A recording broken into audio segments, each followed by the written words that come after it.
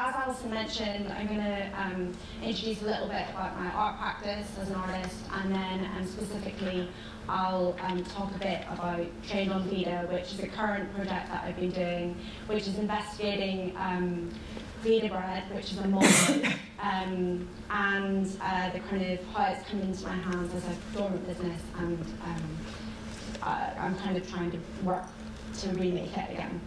So my practice is wide-ranging, often responding to a site or situation, and I work across sculpture, performance, lectures, and site-specific projects.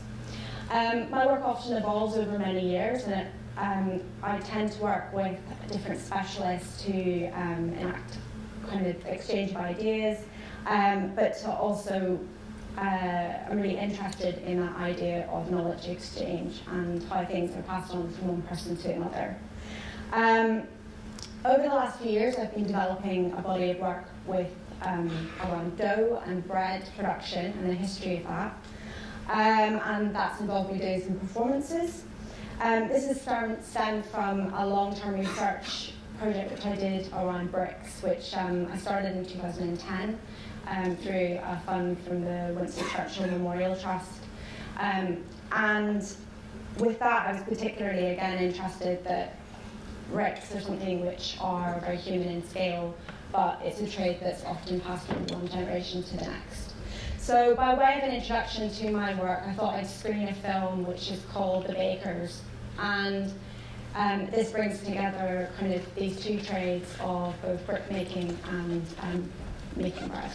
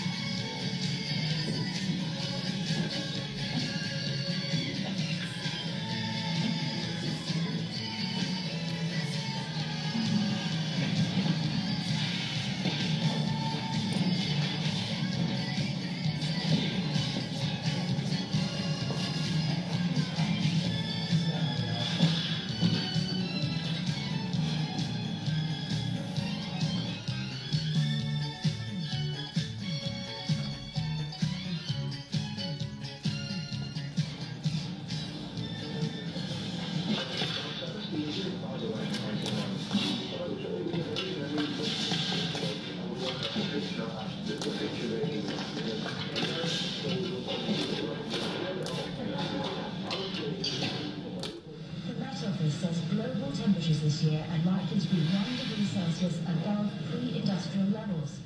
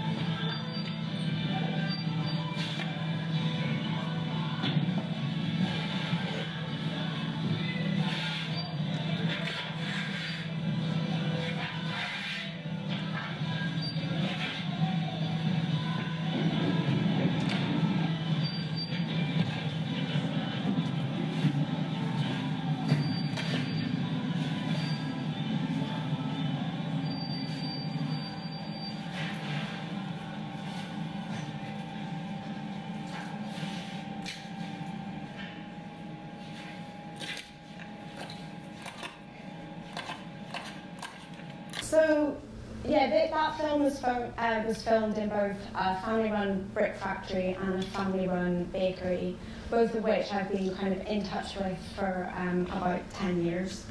I'm interested in how the hands and body intuitively manipulate the material, the mixing, the rolling, kneading, compressing, scraping, dusting, patting down, flattening, folding and stretching to produce an object which is human in scale.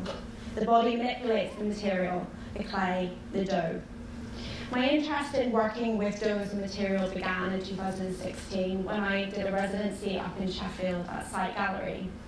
And my proposal for that residency was that I wanted to work alongside a local baker in the bakery to understand the craft, to kind of figure out what the timings were in the bakery. And so I went up there and I met a baker called Martha Brown, who runs a bakery called Forge Bakehouse.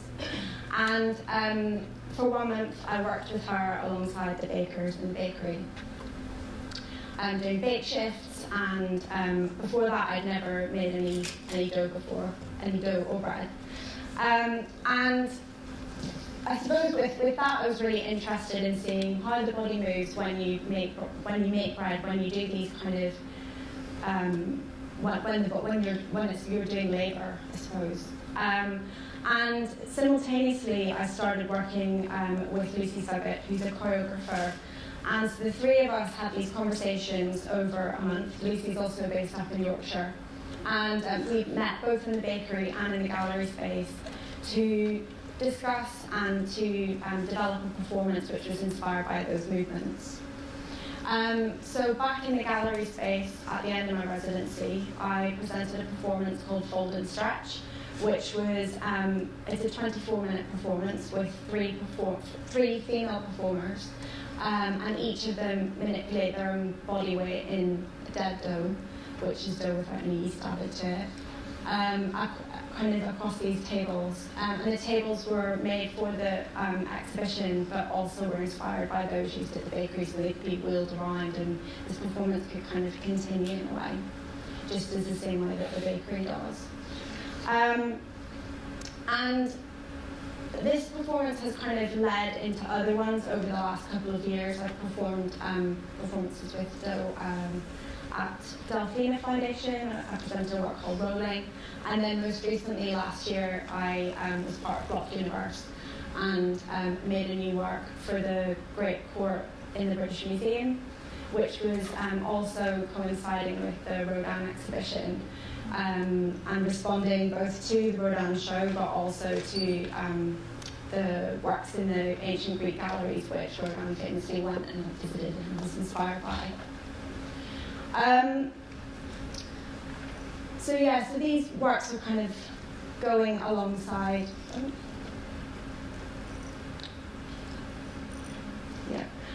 They're going alongside kind of other things.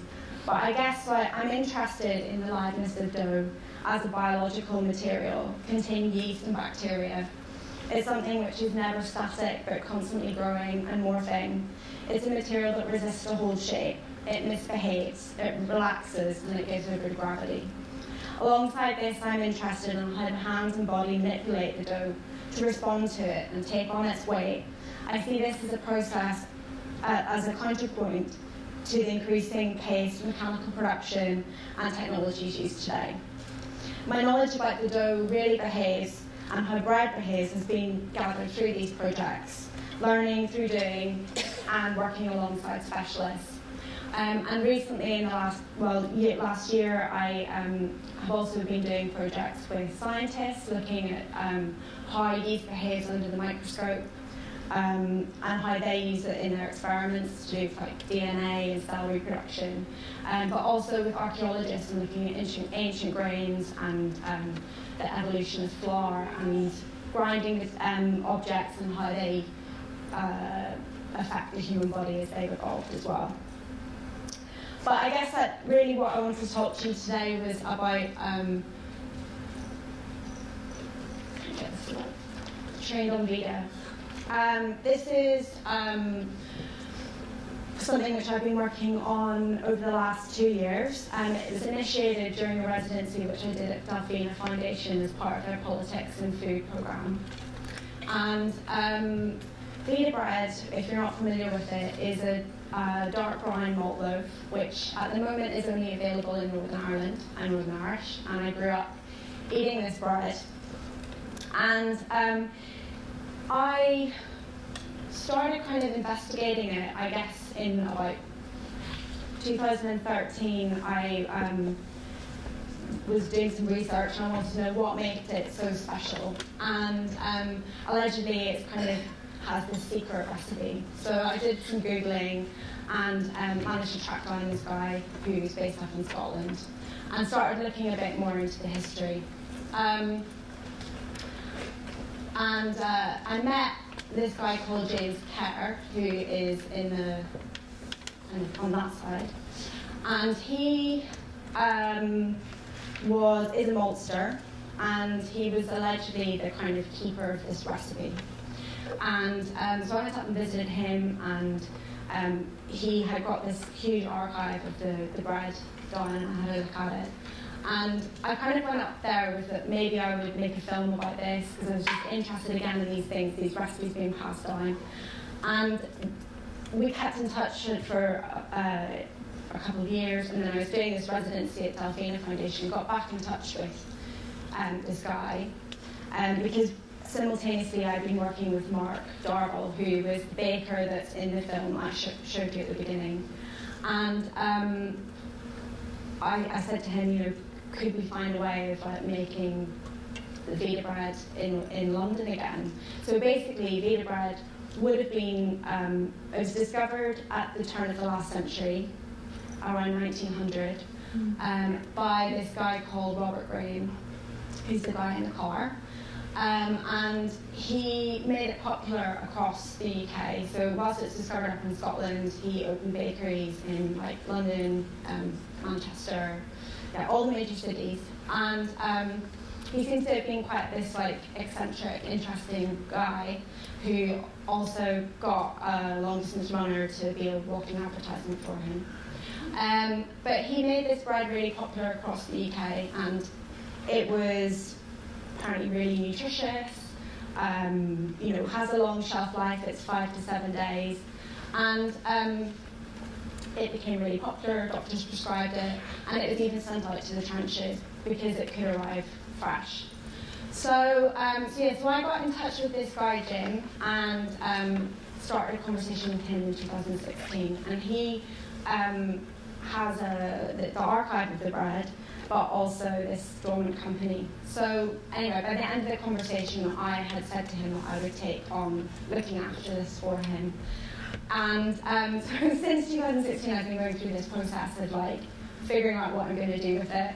And Mark, who is this is Mark and me, have now been kind of going back, testing recipes, and like figuring out how we can get it remade again. So we've now got a recipe, which is here.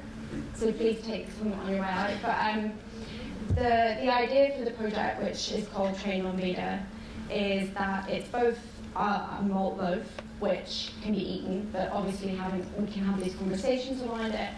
I'm interested in thinking about why it was made in 1900, because a lot of the reasons in terms of diet and everything are quite similar to conversations that we're having now. But also it's being made through a network of bakeries and galleries. So Mark's bakery is based just outside London, at the end of it's at the end of the Metropolitan line. But it will be reproduced again through a network of bakeries and galleries. So we'll teach the recipe to local bakeries, and then it will start to be remade. So I'm working so far with Taco, which is in Thamesmead, Grand Union in Birmingham, Sight Gallery in Sheffield, and Lima in Middlesbrough. And then it's going to be also presented as part of the next show at the V&A, which is opening next month. So hopefully it will be stocked in a bakery or a gallery near you soon. But for now, you can try it on your way.